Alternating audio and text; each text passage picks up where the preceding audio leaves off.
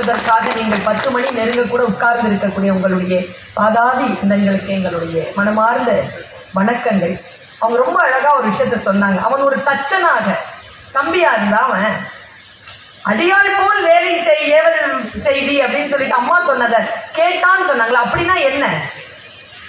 அவன் என்னென்னலாம் செஞ்சான், எப்படியெல்லாம் அந்த பர்ணசாலையில ஒரு வீடு அமைக்கிறான், ஒரு ரூம் அமைக்கிறான். அதுல அன்னைக்கு ஒரு ரூம், அண்ணனுக்கு ஒரு ரூம். அவனுக்கு ஒண்ணுமே கிடையாது. எங்க தெரியுமா நான் வியக்கிறேன், லக்ஷ்மணனை பத்தி பேசும்போது 14 வருஷம் தூக்கமே வரக்கூடாதுன்னு சொன்னான்ல, அப்புறமா 14 வருஷம் மொத்தமா சேர்த்து தூங்கினான். தெரியுமா உங்களுக்கு? இங்க பாதிக்கப்பட்டது யார் தெரியுமா? ஊர்மிளை.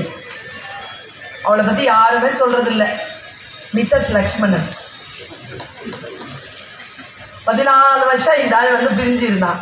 வந்ததுக்கு அப்புறம் 14 வருஷம் தூங்கினான். மற்றவங்களுக்கெல்லாம் 14 வருஷம் தான் வனவாசம், ஊர்மிளைக்கு 28 வருஷம்.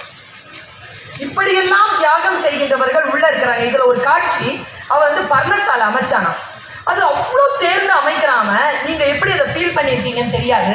இப்போ நீங்க வீட்டுக்குள்ள போகும்போது உங்களுடைய ரூமையோ உங்களுடைய கிச்சனையோ அல்லது உங்களுடைய ஹாலையோ உங்க சின்ன குழந்தை ரெடி பண்ணி வச்சிருந்தீங்கன்னா உங்க மனசு பதவிடும் தெரியுமா? நிறைய வாட்டி கண் கலங்கிறோம்.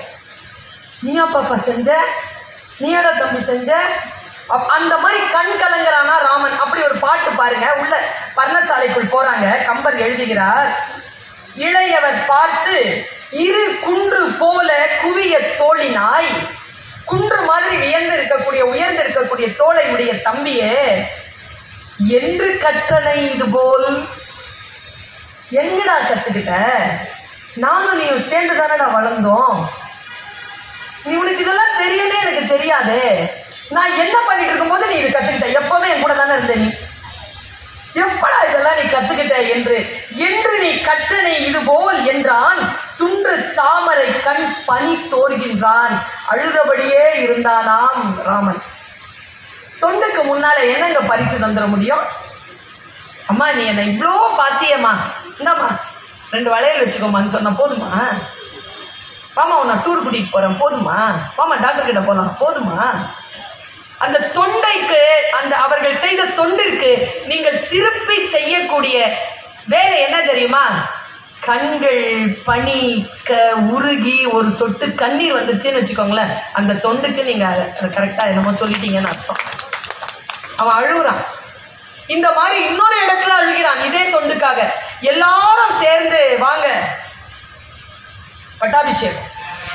பட்டாபிஷேகம் முடிஞ்ச உடனே எல்லாருக்கும் பிரைஸ்.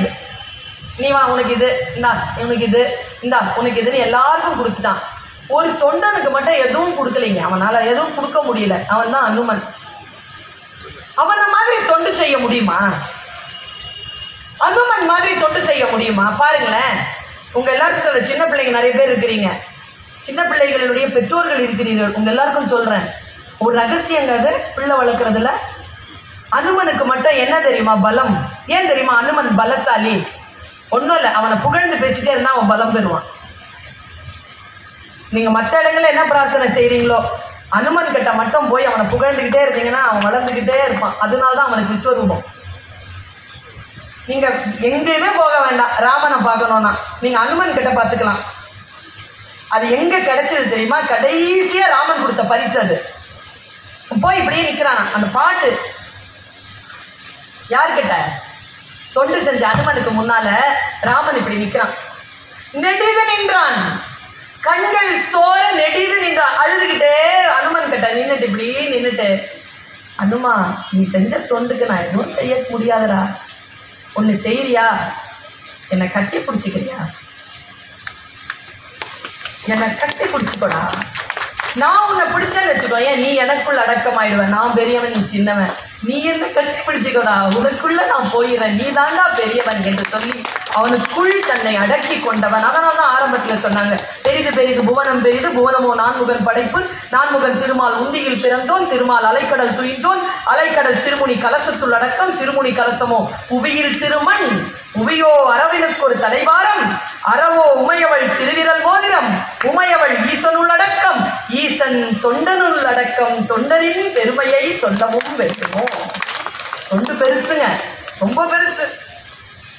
அந்த பெரிய தொண்டை செய்த லக்ஷ்மணனை நம் கண்ணுக்கு முன்னால் கொண்டு வந்து நிறுத்தினார் பூங்குழலி. இனி இந்த ஸ்டேஷன், இந்த ட்ரெயின் சின்ன ஸ்டேஷனில் நிற்காது. எக்ஸ்பிரஸ் அறம்தான் என்று சொல்லுவதற்காக கோயம்புத்தூரிலிருந்து வருகிறார் தனமணி.